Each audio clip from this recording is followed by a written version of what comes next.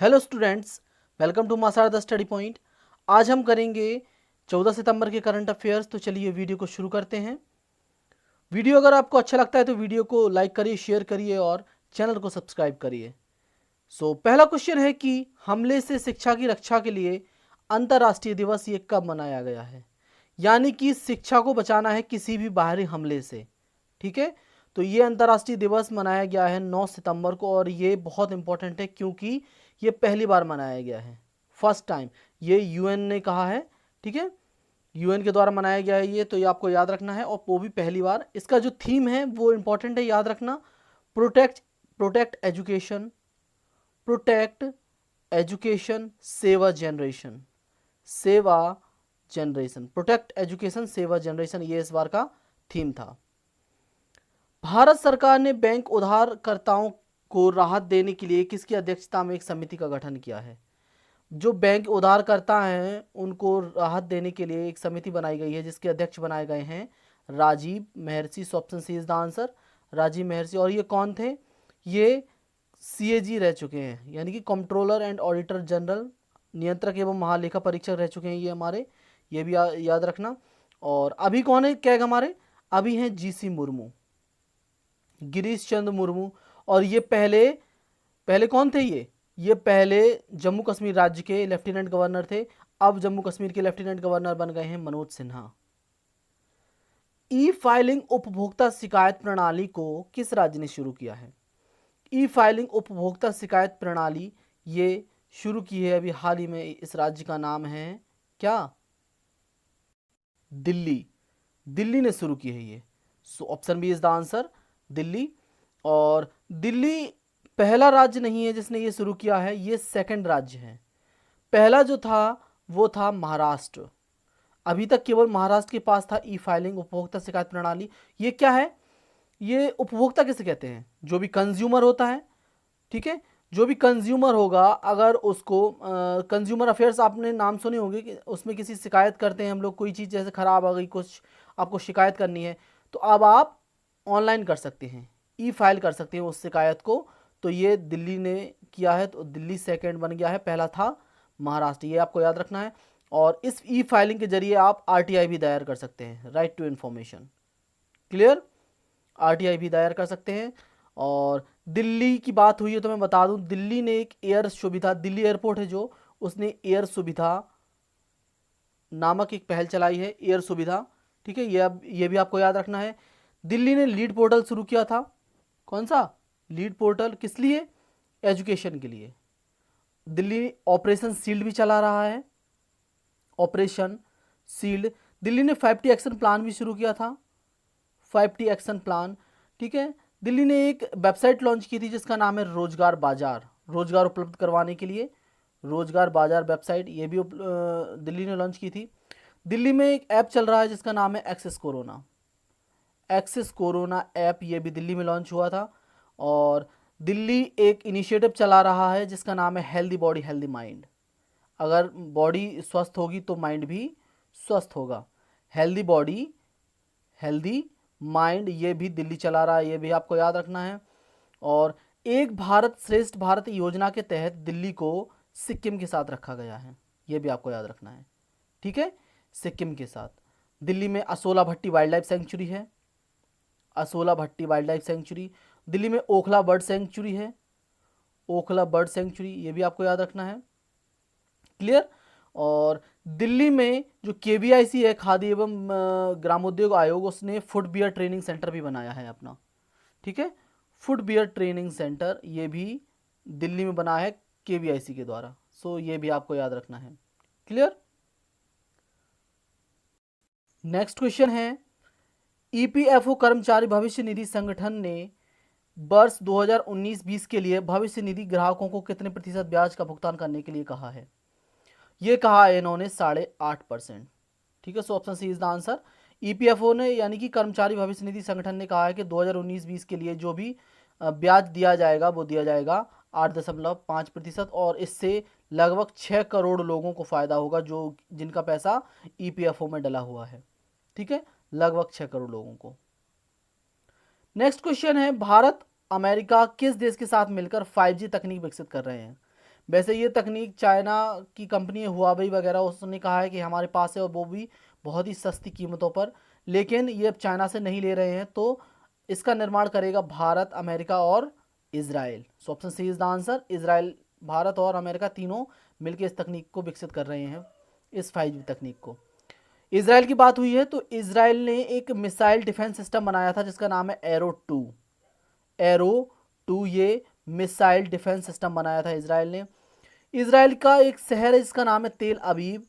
तेल अबीब की एक गली का नाम रविंद्रनाथ टैगोर के नाम पर रखा गया है। रविंद्रनाथ टैगोर, जिनका जन्म दिन था 159वां, ठीक है, 159वें जन्मदिन पर इनका एक गली का नाम तेल अबीब की रविन्द्रनाथ टैगोर के नाम पर रखा गया है। ये भी आपको याद रखना है। इजराइल में भारत के जो राजदूत हैं उनका नाम है संजीव सिंगला।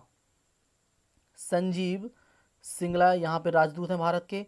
और एक इजराइल ने ओफेक 16 नामक एक जासूसी सैटेलाइट भी लॉन्च की थी, ओफेक 16।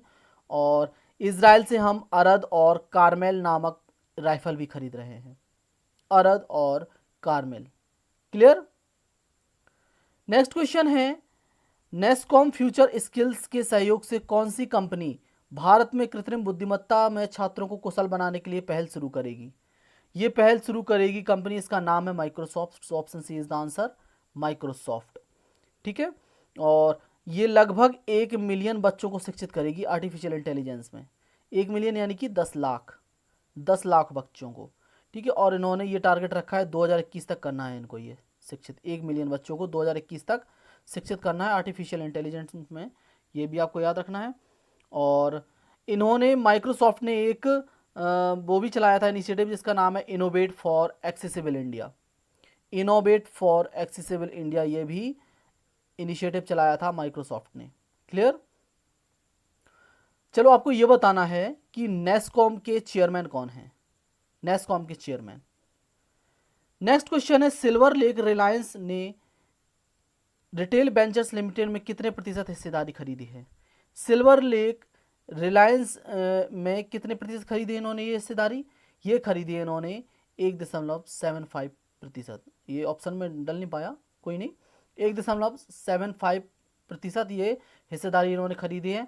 और ये कितना होता है 1.75%? ये होता है 7500 करोड़ रुपए। यानी कि 7500 करोड़ रुपए में इन्होंने 1.75% हिस्सेदारी खरीद ली है सिल्वर लेक ने रिलायंस रिटेल वेंचर्स में। नेक्स्ट क्वेश्चन है, भारत की पहली एयर एम्बुलेंस सेवा किस राज्य में शुरू की गई है? भारत की पहली एयर एम्बुलेंस सेवा ये शुरू की गई है कर्नाटक में। और ये इसलिए शुरू की गई है कि जो भी क्रिटिकल कंडीशन होती है, तो जाम वगैरह की वजह से मरीज कभी कभी पहुंच नहीं पाते हैं टाइम पे हॉस्पिटल, तो ये एयर एम्बुलेंस सेवा करी गई है स्टार्ट कर्नाटक में। और कर्नाटक में एक योजना चल रही है जिसका नाम है नेकारा सम्मान योजना। नेकारा सम्मान योजना। कर्नाटक का एक रेलवे स्टेशन है जिसका नाम है अरासल्लू रेलवे स्टेशन। अरासल्लू रेलवे स्टेशन पे मालगुडी म्यूजियम भी बना है। जो मालगुडी डेज जो बुक थी उसके ऊपर मालगुडी म्यूजियम, अरासल्लू रेलवे स्टेशन पर मालगुडी म्यूजियम। ठीक है। और ये अरासल्लू रेलवे स्टेशन है कहाँ? ये है शिवमोगा या शिवमोगा या शिवमोगा, कुछ भी बोलो, शिवमोगा में। और शिवमोगा में ही मंकी पार्क भी बन रहा है, ये भी याद रखना, monkey park. Clear. Next question है, सरोद पोर्ट्स नामक प्लेटफॉर्म समुद्री क्षेत्र के विवादों को दूर करने के लिए किस मंत्रालय ने शुरू किया है? सरोद पोर्ट्स नामक प्लेटफॉर्म ये शुरू किया है जहाजरानी मंत्रालय ने। Option D is the answer, जहाजरानी मंत्रालय। और हमारे जहाजरानी मंत्री कौन है? मनसुख मांडवीय। मनसुख मांडवीय हमारे जहाजरानी मंत्री हैं। क्लियर। नेक्स्ट क्वेश्चन है, किस बैंक ने स्टार्टअप के लिए आई स्टार्टअप 2.0 कार्यक्रम शुरू किया है? आई से ही समझ जाओ, यानी कि आईसीआईसीआई बैंक। आईसीआईसीआई बैंक ने शुरू किया है। और आईसीआईसीआई बैंक ने एक आई बॉक्स भी शुरू किया था, आई बॉक्स। और आईसीआईसीआई बैंक ने एक ओवरड्राफ्टिंग फैसिलिटी शुरू की थी जिसका नाम है Insta flexi cash. Insta flexi cash की, ठीक है। आईसीआईसीआई के चेयरमैन है संदीप बख्शी। अब हम आते हैं आज के क्विज पे। पहला क्वेश्चन है कि किस डिजिटल प्लेटफॉर्म ने personal UPI payment link mPay.me launch किया है? कौन सा डिजिटल ये प्लेटफॉर्म है या वॉलेट है? स्नेहर पौरुष योजना ये किस राज्य की योजना है? स्नेहर पौरुष। नेशनल टेस्ट अभ्यास ऐप ये किस मंत्रालय ने लॉन्च किया था? नेशनल टेस्ट अभ्यास। अंतर्राष्ट्रीय बाघ दिवस ये कब मनाया जाता है? अंतर्राष्ट्रीय बाघ दिवस। रिसर्जेंट इंडिया पुस्तक के लेखक कौन है? Resurgent India. हाल ही में कौन सा मंदिर बना था जो 100% सौर ऊर्जा से चलने वाला मंदिर था? 100% सौर ऊर्जा। रेलवे बोर्ड एक रेल वो है जिसे बोलते हैं रेलवे जोन, उसने रेल बोर्ड नामक रोबोट बनाया है। रेल बोर्ड नामक रोबोट किस रेलवे जोन ने बनाया है? Rail boat. ठीक है, ये बोर्ड नहीं है, बोट है। 2021 में खेलो इंडिया यूथ गेम्स ये किस राज्य में आयोजित होंगे? 2021 में खेलो इंडिया यूथ गेम्स। सो ये था क्विज, आंसर बताता रहता हूँ। डिजिटल वॉलेट जो है उसका नाम है मोबीक्विक। मोबीक्विक, इसने mp.me नामक पर्सनल यूपीआई पेमेंट लिंक जारी किया है। स्नेहर पौरुष योजना है वेस्ट बंगाल की, सो आंसर है वेस्ट बंगाल। नेशनल टेस्ट अभ्यास ये एचआरडी मिनिस्ट्री ने लॉन्च किया था, जिसका नाम बदलकर हो गया है अब शिक्षा मंत्रालय। शिक्षा मंत्रालय। अंतर्राष्ट्रीय बाघ दिवस ये मनाया जाता है 29 जुलाई को। नेक्स्ट क्वेश्चन है हमारा, रिसर्जेंट इंडिया पुस्तक के लेखक कौन है? रिसर्जेंट इंडिया पुस्तक के लेखक थे बिमल जालान।